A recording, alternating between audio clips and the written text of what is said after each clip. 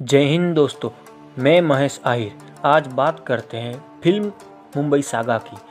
Film Mumbai saga का trailer इन दिनों चर्चा में है। साथ ही चर्चा में है एक नाम, Amartya Rao. John Abraham film में गैंगस्टर अमर्त्य राव के किरदार में है। समझा जाता है कि यह किरदार असल जीवन में डॉन डी.के. राव की कहानी है। डी.के. राव अपने जीवन में करीब 23 साल जेल में बिता चुका है और 3 बार पुलिस एनकाउंटर में जिंदा बचा है। आइए जानते हैं मुंबई अंडरवर्ल्ड के इस डॉन डी.के. राव की दास्तान।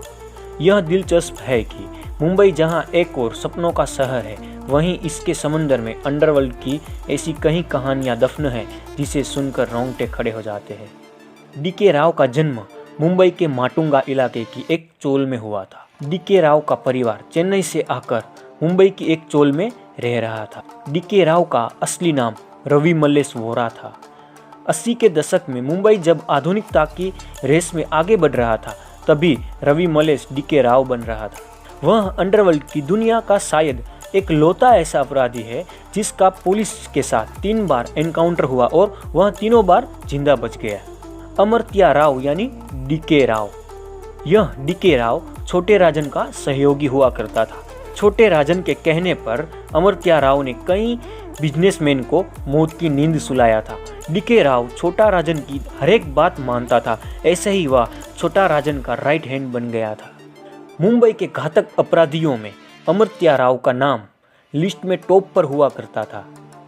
हवाला नेटवर्क के जरिए वह जिस तरह से चोरी करता था, उसके लिए वह काफ़ी मशहूर था। उसने काफ़ी सारी नोटों से भरी बैंक वैन को लूटा था। उसकी तिगड़मबाजी अच्छे पता नहीं कर पाते थे और वह माल लेकर यूं फरार होता था कि मानो जैसे चील अपना शिकार करके उड़ भागी हो। पुलिस पहले उसे रवि मल्लेश के नाम से ही जानती थी, लेकिन कई साल पहले लेडी सिंघम के नाम से मशहूर इंस्पेक्टर मधुला भाट के साथ एनकाउंटर में वह घायल हुआ था। उस दौरान उसकी जेब से एक बैंक की फर्जी आईडी कार्ड मिली जिसमें उसका नाम डी.के. राव लिखा हुआ था। तभी से वह अंडरवर्ल्ड में इसी नाम से मशहूर हुआ। मुंबई के एक और सुपर कोप डी शिवानंद ने एक एनकाउंटर में राव को ढेर करने की कोशिश की थी, लेकिन कहते हैं कि 7 गोलियां लगने के बावजूद उसकी जान बच गई। दादर इलाके में हुए इस एनकाउंटर में 4 लोग मारे गए थे। डी.के. राव का पहला एनकाउंटर उस समय के इंस्पेक्टर अनिल महाबोले के साथ 1991 में हुआ था।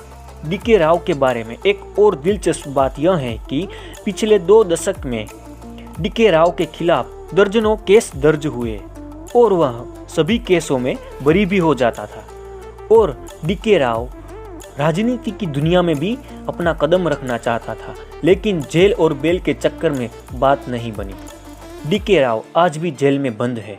हालांकि मीडिया रिपोर्ट की माने तो कहा जा रहा है कि जॉन अब्राहम की मुंबई सागा में अमर्त्य राव के जीवन से जुड़ी घटनाओं और उसकी कहानियों को बिल्कुल वैसे ही नहीं दर्शाया जाएगा जैसे कि असल में हुआ था।